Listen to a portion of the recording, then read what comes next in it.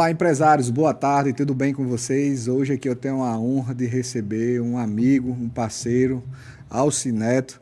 Desde já, meu irmão, agradecer por ter aceito o convite, tá bom, Alci? Obrigado, Cleito. Prazer estar aqui no Polo Vico Sistemas, né?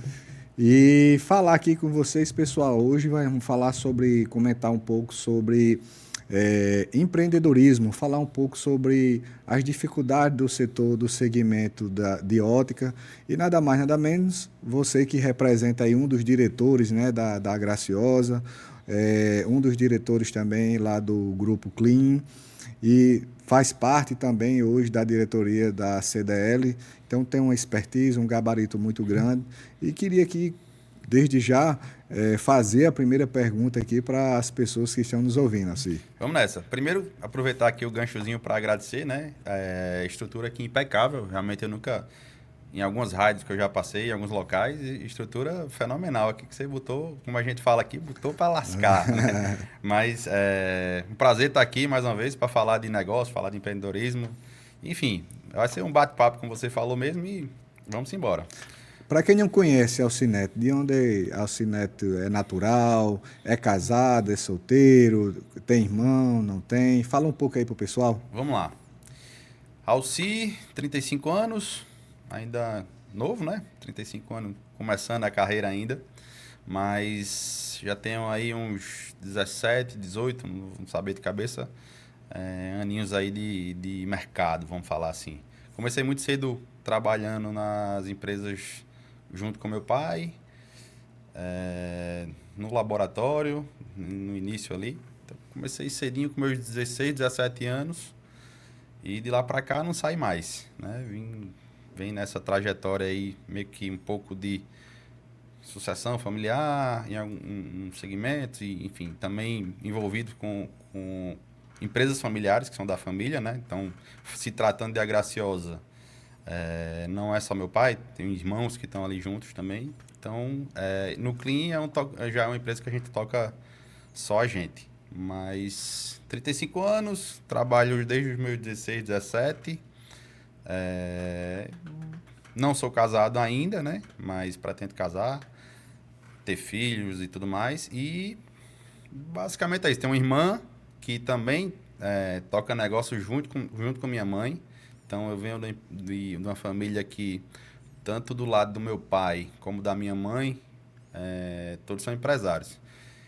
E além dos meus pais, os meus avós dos dois lados também eram empresários. Então é um negócio que vem desde novinho, já fui acostumado a enxergar todo mundo trabalhando, vendo, né? Então, minha mãe hoje é franqueada de lojas Cacau Show, minha irmã também, junto com ela, né? Então, elas tocam aí lojas em Caicó, em Currais Novos também. E eu já fico mais para esse lado da parte da ótica, da indústria de ótica, então é mais essa parte do segmento mesmo. Já com minha irmã, ela é arquiteta, tem uma loja de decoração e toca as Cacau Show também junto com minha mãe. Então, Então, me fico meio que dividido nisso aí. então tá no DNA já a questão do empreendedorismo, já tá no DNA a questão de trabalhar desde pequenininho. É isso aí. Desde muito cedo a gente já foi, não vou dizer que induzido, mas né, foi muito natural, isso aconteceu de forma natural, mas a vivência, logicamente, ela influencia. Então, eu fui um cara que fui facilmente influenciado ali e desde muito cedo já estava decidido o que eu queria fazer. Então, nunca nem pensei, não passou pela minha cabeça, por exemplo, eu vou fazer um vestibular, no meu tempo vestibular, hoje é Enem, né? Apesar de eu ser novo, viu? Mas nunca passou pela minha cabeça vou fazer medicina, vou fazer engenharia, vou fazer outra coisa. Eu já sabia que eu queria fazer administração e empreender. Então, Entendi. desde muito cedo. Alci, meu amigo, e eu gostaria, assim, não tenho dúvida que as dificuldades que você tem no seu segmento, né, no segmento de ótica, eu tenho certeza. Eu vou fazer uma pergunta só para ter a confirmação do que eu penso se realmente Sim, bate com a sua. Eu trabalho com prestação de serviço e eu trabalho com automação, com desenvolvimento de software, mas uma das coisas que a gente tem mais problema e que é uma escassez no mercado é pessoas qualificadas, dificuldade em contratar e fazer boas contratações. Aí eu faço uma pergunta a você. No seu segmento também, que é um segmento de varejo, que é um segmento de ótica, qual é a sua maior dificuldade hoje no setor?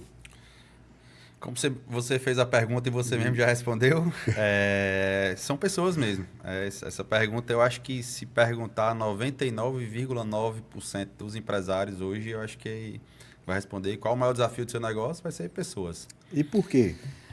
No seu ponto de vista? Pessoas não, a gente não existe uma regra, né? Então a gente não consegue fazer uma formulazinha mágica, dizer contrate cara com de 0 a 10 é 7, de, sei lá, fazer uma escala, com uma escala matemática, por exemplo, e fazer a contratação baseada nisso. As pessoas, elas, cada uma pensa da sua forma, cada uma reage da sua forma, então o raciocínio não é igual para todo mundo. Se a gente tiver 2 irmãos gêmeos aqui, gêmeos iguais, univitelinos, mesmo cabelo, mesma aparência, mesmo tudo, eles vão pensar de forma diferente. Então, pessoas a gente não consegue dominar, né?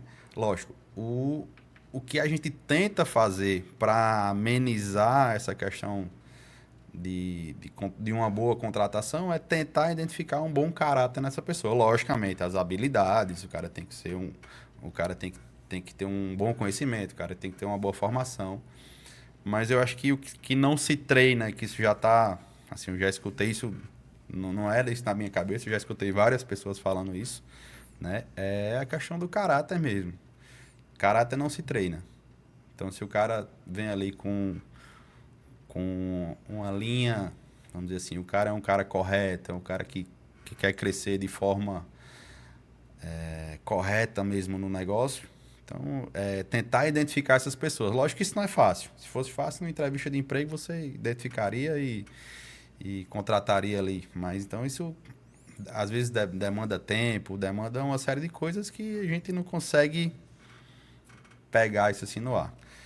Eu acho que o maior desafio, respondendo a sua pergunta, resumidamente, são pessoas. Realmente, contratar pessoas certas para fazer a função que ela vai estar ali sendo contratada.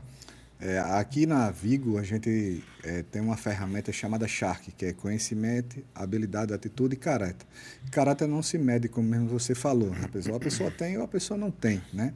Exatamente. Mas conhecimento, habilidade e atitude, você consegue fazer com que aquela pessoa desenvolva, né? E é interessante, numa dessas falas que você falou, que eu tive conversando agora recentemente com um dos gestores de uma indústria farmacêutica, e ele é quem faz a contratação dos representantes que vai atender os médicos, né? E ele, quer dizer, são, sei lá, quando surge uma vaga, 1.000 pessoas concorrendo àquela vaga, porque praticamente é pro resto da vida, só que ela só sai se fizer uma merda muito grande. E ele estava me falando a quantidade de pessoas que até cursinho faz para uma entrevista, para poder se contratar para essa vaga, né? E aí, muitas das vezes, é como você falou, às vezes a pessoa se disfarça, né, de um bom anjo, se disfarça de uma pessoa que você não é, né? Ele se veste de uma máscara, e aí não tem como, Exatamente. Quer dizer, o caráter dessa pessoa, como é que a pessoa mensura? Eu assistindo alguns podcasts, dando uma olhada na internet também, hoje em dia vi que até entrevistas online o pessoal está usando o ChatGPT para responder pergunta. Então, é um negócio que entrevista, é lógico que está um pouco fora da realidade local aqui da gente, ainda a entrevista, pelo menos nas minhas empresas, ainda é olho no olho, conversando, né, com a pessoa. Mas, quer dizer, as pessoas realmente, elas sabem como se comporta. Existe treinamento para se comportar numa entrevista de emprego. Então, nem sempre aquela pessoa que está na entrevista é a pessoa, de fato, real, né? Então, como eu te falei, é um ator que está ali. Personagem, exatamente, perfeito. que vai estar ali atrás da mesa, na entrevista. Então, o mais difícil é realmente identificar esse pontinho aí que é do caráter da pessoa. Entendi. Quais são, Alci, aí, no seu ponto de vista, certo? As grandes dificuldades das empresas a irem para o digital. Uma das suas falas, você comentou sobre a questão da pandemia, né? E o que é que acontece? A pandemia ela foi um divisor de água para aquelas empresas que já estavam no digital e aquelas que não estavam. Então, muitas delas morreram no meio do caminho, muitas delas que já estavam evoluiu muito, e aquela que não estava, mas queriam evoluir, se destacou, né? Sim. Então, assim, em nível de evolução hoje você está nessa parte digital, você está? Que nível de maturidade você Sim. poderia dizer? Isso é um debate assim que eu até converso muito com... Eu vou falar aqui, Cleiton, com terceira geração, tá?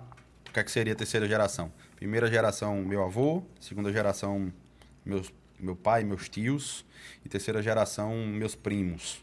Né? Então, tem primos também que estão no negócio e a gente acaba, por questões de idade, conversando, tendo mais essa visão, vamos dizer assim, mais nova de tecnologias, falando de e-commerce e tal. Então, isso é uma coisa que a gente já sente um incômodozinho. A gente sabe que a gente devia estar um pouco mais avançado nisso, se falando de A Graciosa ali, tratando de A Graciosa. Já se ensaiou-se fazer e-commerce, já rodou e-commerce no nosso site, mas a gente precisa evoluir muito nisso ainda.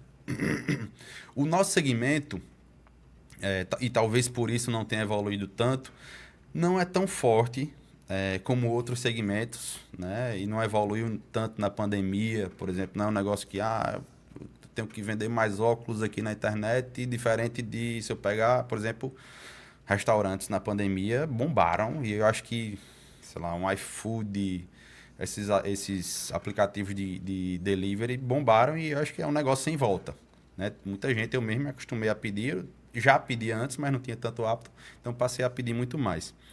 Mas o meu segmento vendo de forma macro, assim, enxergando a nível Brasil, não é um segmento tão representativo assim em relação ao e-commerce. Então, talvez por isso, o físico ainda vende muito mais do que se eu pegar o online. Diferente se eu pegar loja de eletrodomésticos hoje, eu acho que o online talvez converta muito mais do que a loja física, né?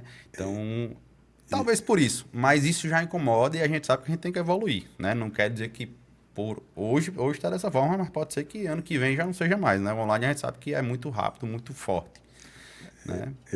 Eu li uma pesquisa agora recentemente que, por mais que o online hoje esteja muito forte, ela só representa 20% das vendas. Sim.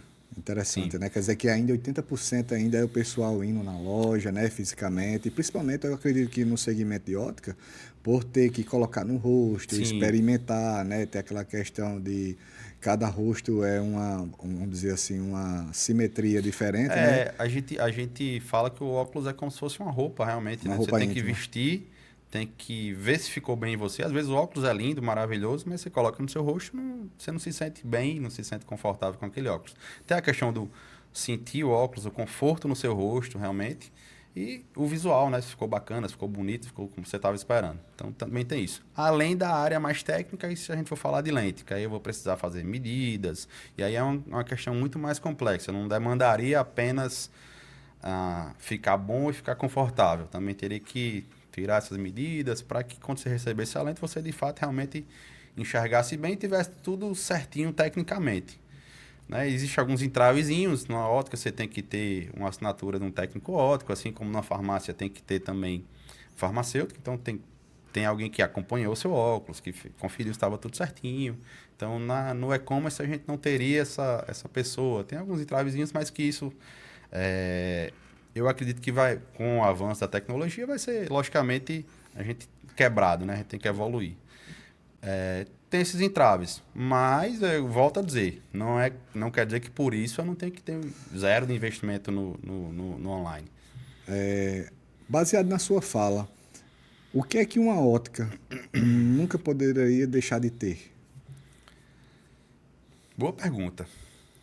Eu vou ter que parar um pouquinho aqui para responder essa pergunta. Se hoje, por exemplo, se você fosse baseado em toda expertise que você tem e fosse abrir uma ótica, vamos imaginar que você não tivesse.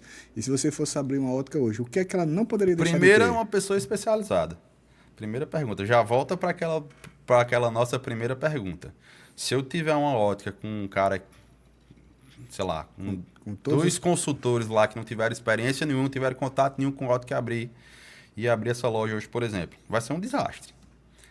porque os óculos que ela vendeu, o cara vai voltar, não vai enxergar bem porque a medida não foi bem feita, ou, sei lá, o médico vai voltar o óculos porque o óculos não foi feito da forma correta que era para ser feita, então seria um desastre.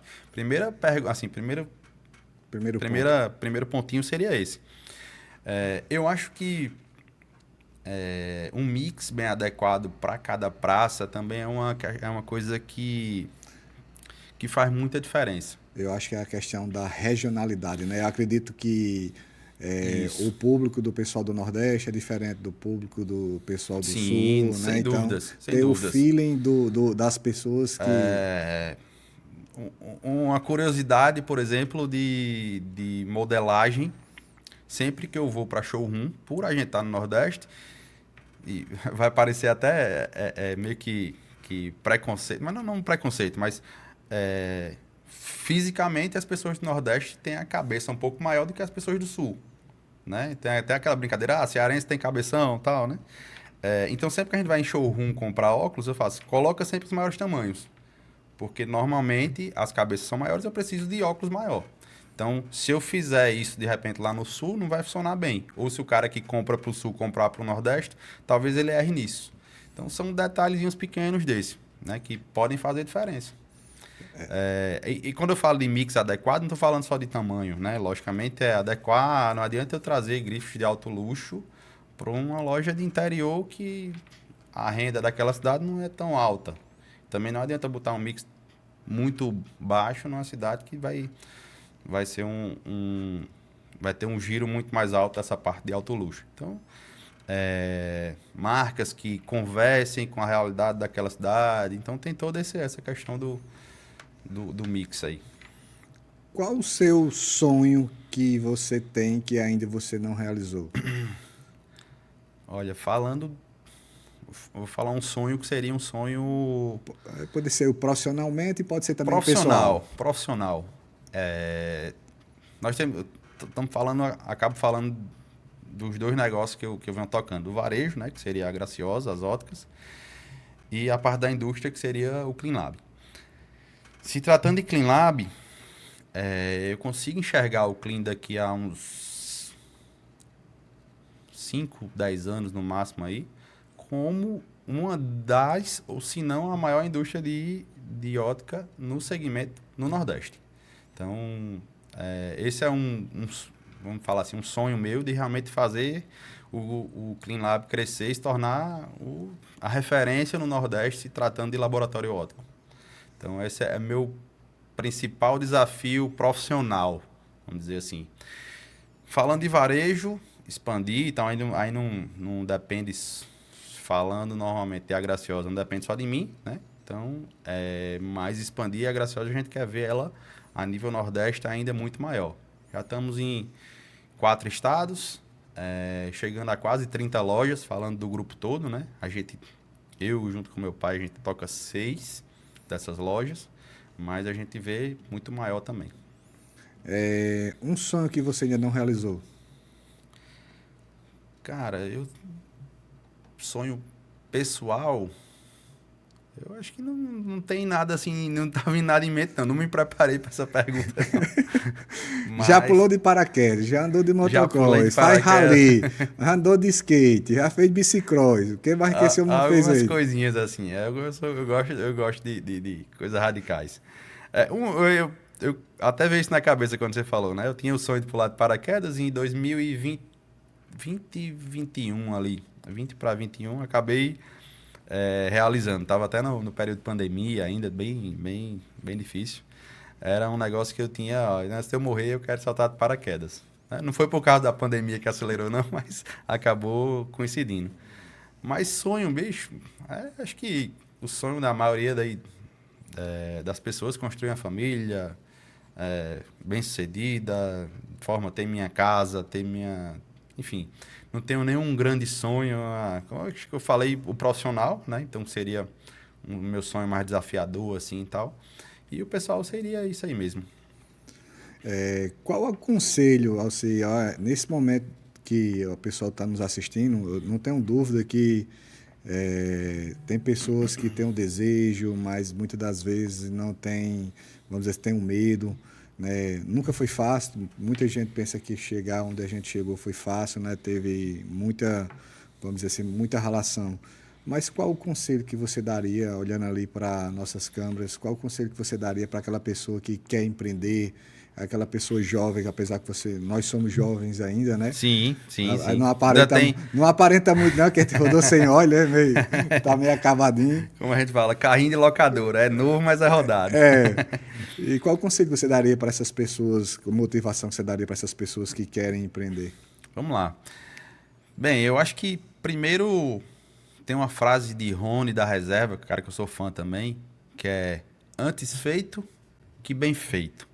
Então, se você tem uma ideia que está minimamente estruturada, bacana, você acha que realmente pode acontecer. Logicamente tem que ser, não estou falando, amanhã eu vou abrir um carrinho de cachorro-quente naquela esquina. Não.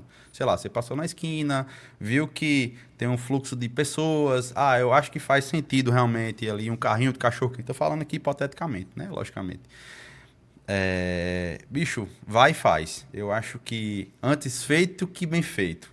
Então, se você ficar esperando demais, estruturar demais, ter a ideia desenhada, fazer um plano de negócios, ter que ter o ponto perfeito, tudo organizado, às vezes vem alguém, tem a mesma ideia que você, executa e você fica sem nada. Então, eu acho que o principal é isso, é ter um pouquinho de sangue nos olhos, como a gente fala, e executar. Não precisa necessariamente estar com tudo pronto, né? Às vezes, lógico, isso precisa de capital, precisa de aporte, de uma ajuda de um familiar, tal, mas às vezes é isso mesmo e é o que precisa, às vezes é só iniciar. Depois que inicia, o negócio vai para o trilho e essa questão de estruturação, tal, e a gente vai organizando com o tempo, passar do tempo. Então, a minha ideia, assim, meu conselho é antes feito que bem feito, vai e faça. Muita gente, ao se pergunta, né, pergunta não, diz, questiona que a questão de trabalhar com família, que é ruim, que não presta, e outros afirmam que é bom. Assim, eu tenho uma experiência fantástica com meu irmão, 15 anos junto, minha esposa também ajudando.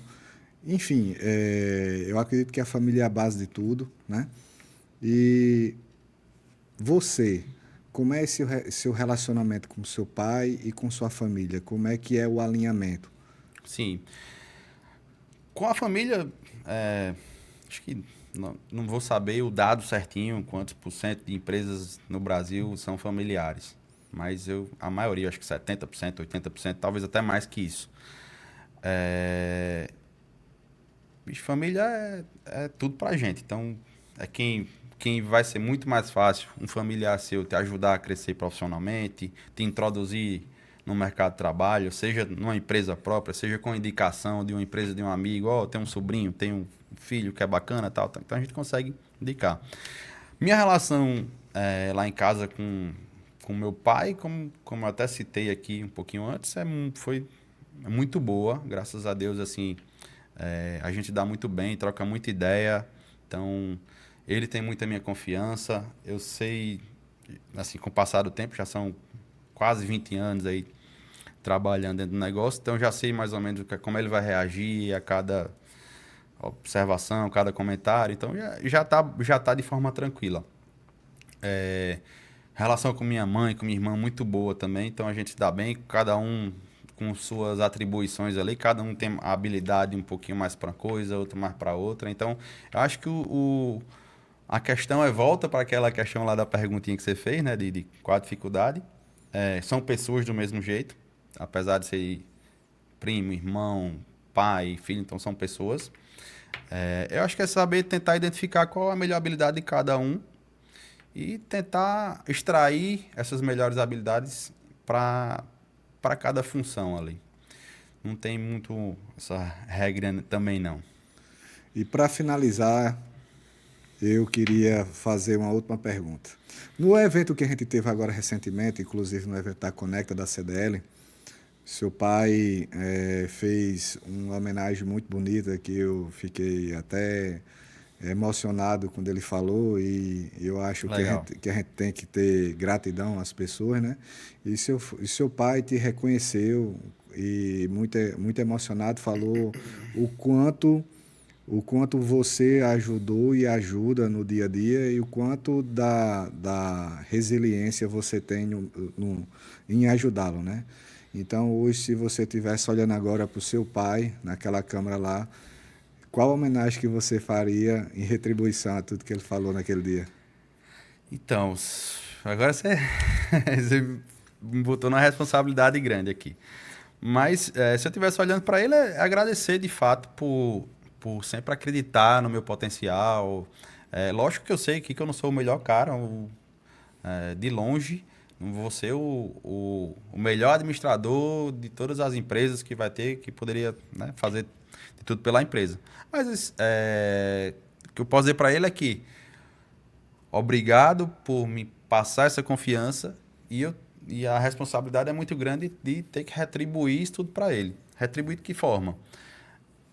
Realmente dar o meu máximo, acordar cedo, trabalhar, desenvolver o negócio, pensar em tudo que a gente pode melhorar para que a gente consiga desenvolver junto, crescer o negócio e fazer com que tudo dê certo. Então, é isso aí. É isso aí, bacana. Aí o papai vai ficar cheio de. Vai ficar. Realmente é a minha referência, né? Então, é difícil, né? Assim, substituí-lo eu não vou conseguir nunca, mas dar o máximo de mim, isso aí ele pode ficar de olho fechado que sempre eu vou estar dando meu máximo. Bacana. Bem, pessoal, nos finalmente, gostaria de deixar alguma palavra final, fique à vontade, alguma coisa que a gente não comentou que você queria comentar aqui? Então, mais uma vez, agradecer a oportunidade. Estamos aqui no Polo de Mídia Vic Sistemas, dando uma brechadinha aqui. Mas é isso, pessoal. Muito obrigado, Cleiton. Realmente muito bacana esse seu podcast. Né? Já vi alguns podcasts que você já fez aqui, só com gente peso aqui. Me senti lisonjeado de receber esse convite. E agradecer mesmo pela oportunidade de estar aqui com você. Que é isso, eu que agradeço. E, pessoal, desde já agradecer a todos vocês que dedicaram um pouquinho do seu tempo para acompanhar essa história aqui de Alci. E eu acredito que é o seguinte, assim como ele, você também consegue, todo mundo consegue, só não basta desistir, cara. É só perseverar que vamos chegar lá. Mais uma vez, Alci, muito obrigado, viu? Obrigado, e até a próxima, pessoal, se Deus quiser. Para quem não segue o Instagram do amigo aqui, @Alcineto. Alci_Neto. Certo, e a Graciosa é @? Aí a Graciosa vão ter várias, né? Cada cidade. Normalmente a Graciosa e a cidade em seguida. Bacana. Veja a cidade mais próxima, sua. E segue lá. Segue lá. E para quem não segue aí o Polo de Mídia da Vigo, @Polo de Mídia da Vigo. Tá bom, pessoal? Até a próxima. Valeu, pessoal.